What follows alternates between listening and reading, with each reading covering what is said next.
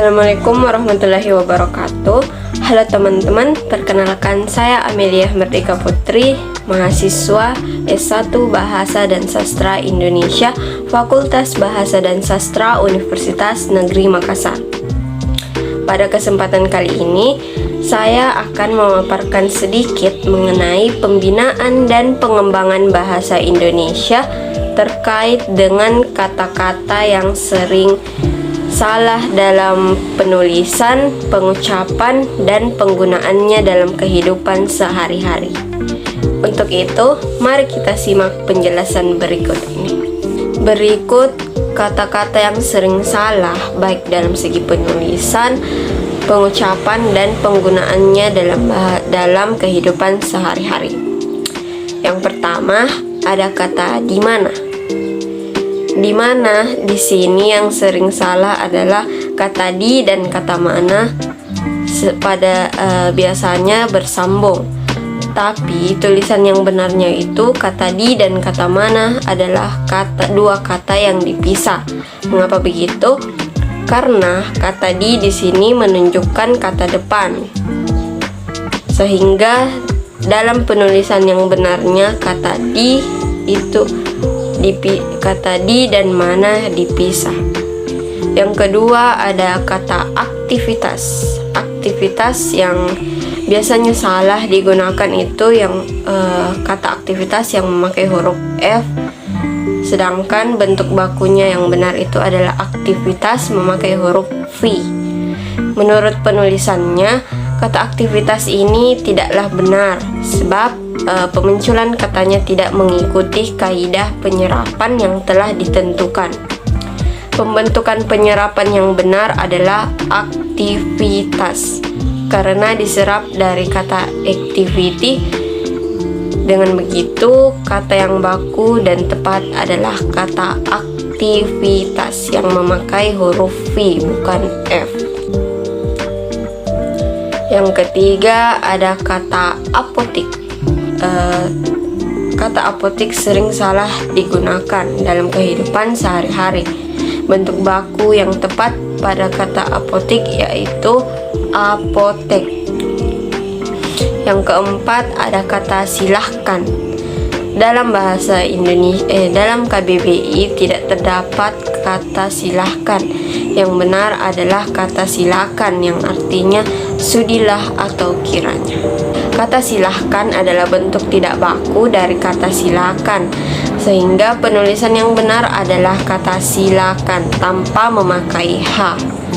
Penulisan kata yang benar disebut juga dengan kata baku, yaitu kata yang penulisannya sesuai dengan Kamus Besar Bahasa Indonesia. Maka dari itu, kata yang benar adalah silakan, bukan silahkan. Yang kelima ada sekedar.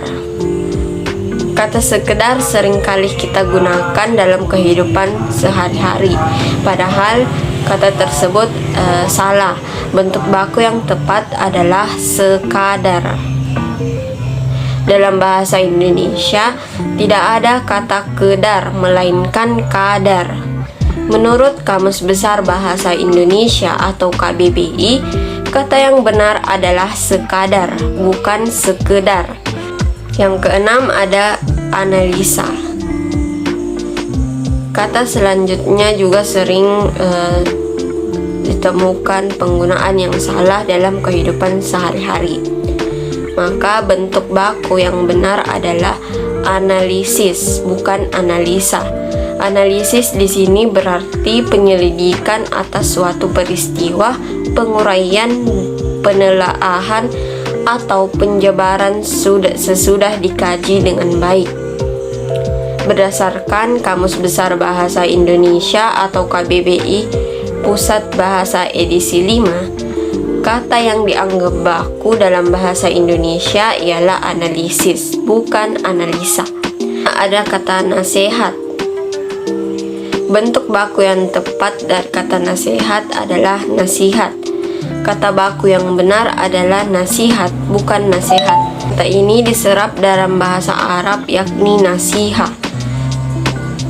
Itu sebabnya antara nasihat dan nasihat, kata baku yang tepat adalah nasihat. Menurut KBBI, kata nasihat memiliki arti ajaran atau pelajaran baik, anjuran seperti petunjuk, peringatan, teguran yang baik, ibarat yang terkandung dalam suatu cerita dan sebagainya atau moral. Selanjutnya ada praktek. Penulisan yang benar secara baku adalah praktik. Dalam KBBI disebutkan bahwa praktik adalah kata baku dari kata praktek. Menurut kamus tersebut, praktik diartikan sebagai pelaksanaan secara nyata dari apa yang disebutkan dalam teori. Bisa juga diartikan bahwa praktik adalah bentuk pelaksanaan pekerjaan atau perbuatan penerapan teori. Jika ditanya mana yang benar atau tepat, baik kata praktek ataupun praktik, keduanya sama-sama benar. Hanya saja penggunaannya berbeda. Kata praktek sering digunakan dalam penulisan atau pelafalan non-formal, sedangkan kata praktik digunakan dalam situasi formal, misalnya seminar, penulisan karya ilmiah, dan sebagainya. Selanjutnya kata resiko. Penulisan yang tepat adalah risiko, di mana kata tersebut tidak memakai huruf E. Menurut Kamus Besar Bahasa Indonesia atau KBBI, resiko adalah kata tidak baku dari risiko. Dengan demikian, risiko merupakan kata baku dan resiko merupakan bentuk tidak baku dari kata tersebut. Risiko merupakan akibat yang kurang menyenangkan, bisa merugikan atau membahayakan dari suatu perbuatan atau tindakan. Dalam praktiknya, kata risiko bisa kita gunakan dalam percakapan formal atau penyusun karya tulis, misalnya skripsi dan jurnal. Sedangkan kata resiko bisa dipakai dalam situasi non-formal, seperti percakapan sehari-hari atau penulisan pesan singkat. Selanjutnya kata peduli.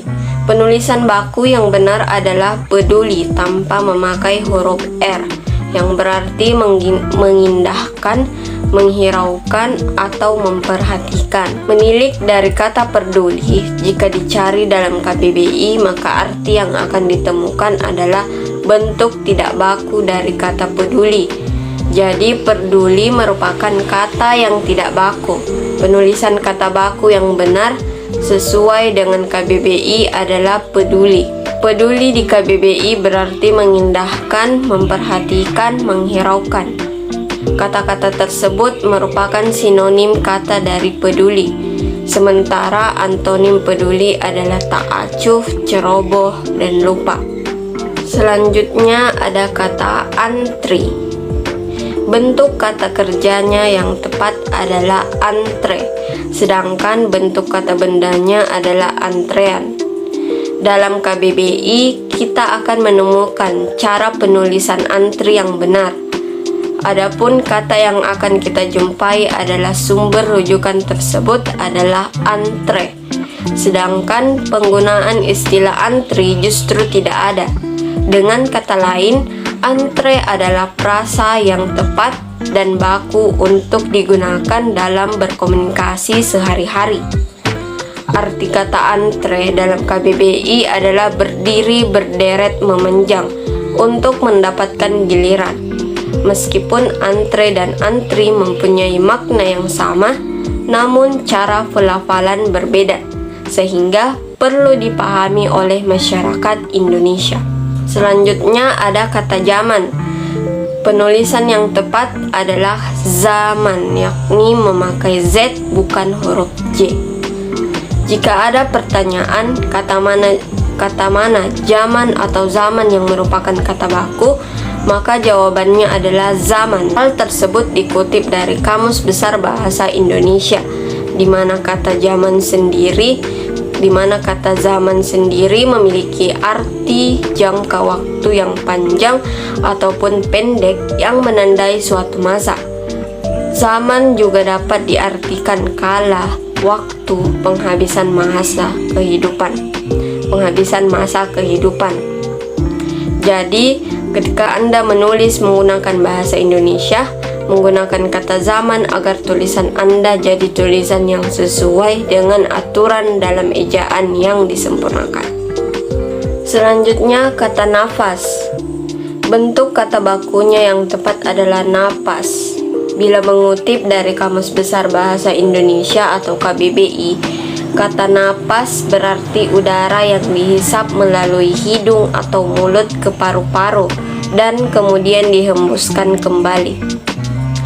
Secara khusus, napas memiliki dua arti, yaitu dalam kelas nomina atau kata benda, napas berarti menyatakan nama dari seseorang, tempat atau semua benda dan segala yang dibendakan. Sedangkan dalam kelas adjektiva atau kata sifat, napas memiliki arti dapat mengubah dari kata benda atau kata ganti, biasanya dengan menjelaskan atau membuatnya menjadi lebih spesifik. Perlu Anda ingat bahwa kata yang terdapat dan biasa ditemukan dalam KBBI adalah napas, bukan nafas. Jadi sudah jelas bahwa kata baku yang benar adalah napas tanpa memakai huruf F. Nah, itulah tadi sedikit pemaparan dari saya mengenai kata-kata dalam bahasa Indonesia yang sering salah dalam hal penulisan, pengucapan, dan penggunaannya dalam kehidupan sehari-hari.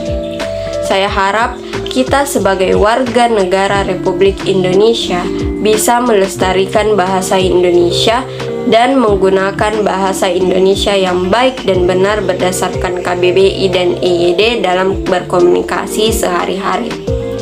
Sekian dari saya. Terima kasih. Wassalamualaikum warahmatullahi wabarakatuh.